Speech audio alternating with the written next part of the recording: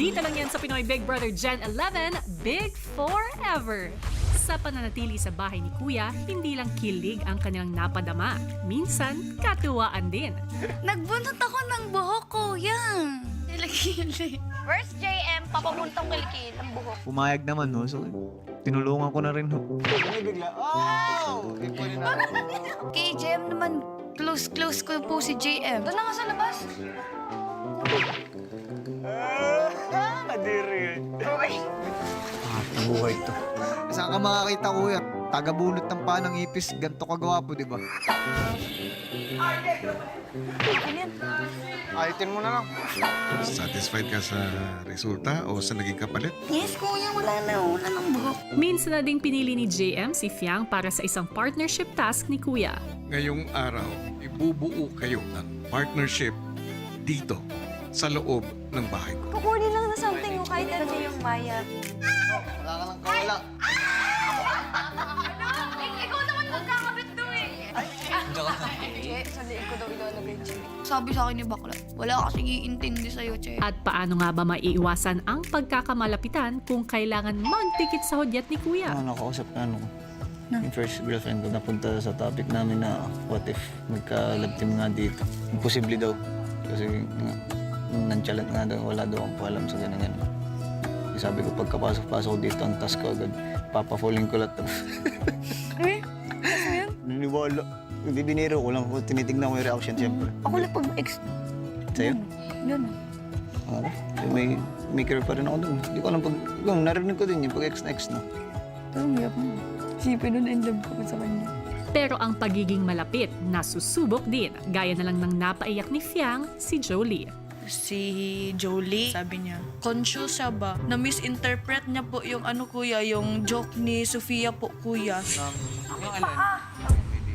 Ay, naglulos ako sa loob, Che. Pero napaiyak ko sa ano. Kabago-bago yung naano. Uy! Nakukonsensya tuloy ako. Nakaka-irritay. Bunga nga mo kasi dire-diretso. Hindi mo control yun. Sakto nga dumating siya nung gagawin ko. Saktong dumating o magkatabi talaga kayo? Tumabi nga siya sa akin. Sabi ko, pa. Ay, lalo, kaya pa. Kahit may ugali ho si Fiang na hindi nagugustuhan ng karamihan, parang baliwala lang din ho sa akin, kuya, kasi kumbaga sanay din naman ho ako sa ganung pakikitungo ng kaibigan. Na siguro mas lamang ho yung pagpapahalaga ko kay Fiang kaysa silipin ko pa ho yung mga negatibong bagay o negatibong ugali. Yung bangang ako naman, natitigil naman siya, di ba? Oo. Pero wala nga naman talagang mali sa kung papa o totoo lang. Pero dapat nga, yung ganun nga rin. Maging open ka lang kung anong dapat mong bawasan. Kuya, ang katangian ni JM na wala sa iba, the way na talagang nagtsatsaga siya sa akin, kuya. Hindi sa pagbago ko. Yun na rin naman ako papansin ko eh. Si JM po kasi yung taong sobrang maintindihin talaga, kuya. Kaya ka talagang pagtsagaan talaga, kuya. Sobrang pasensyosong tao nun, kuya. At least, nakausap na kita. Tapos na. Mahal ka. We're friends Wala, again. hindi. Uy, hindi pa kita pinapatawa. Bakit may ganun naman? Sorry ka muna. I'm sorry. Thank you. Although kahit araw-araw na kaming magkaaway, kuya, still, pinapahalagahan naman namin yung isa't isa, kuya. Andun po si JM para alalayan po ako, kuya. Hindi lang friendship ang na-test, nasubok din ang compatibility ni na JM at Fiang. Kayo ay maglalaro ng compatibility test. For our first question, Ano ang madalas na reason kapag nagagalit si Fiang, Dingdong, Jazz at Jolie?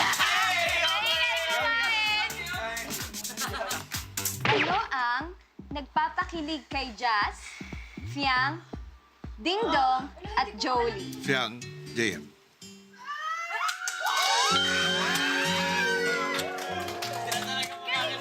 Ilan ang pets ni Patrick, Dylan, JP, JM? Sa ganyang klaseng compatibility, ang kilig at chemistry mukhang hindi maiiwasan. May jowa si Fiang. Pero pagtatapat mo sa kanya na mahal mo siya. Saka nga, hindi ko alam bakit, alam mo yun, magkaibigan lang tayo pero... Aba, Si Bakulo, umakbay sa akin. Hindi ko alam bakit parang nahuhulog na ako sa'yo. Abang lapit ng muka. Okay, go. Ano yan? Hindi! Nagulat ako! Pag ganun ko lapit! Tapos naman tayo. Kuya! No! Hindi ko alam! Kinilig! Inamin ko, kinilig ako doon.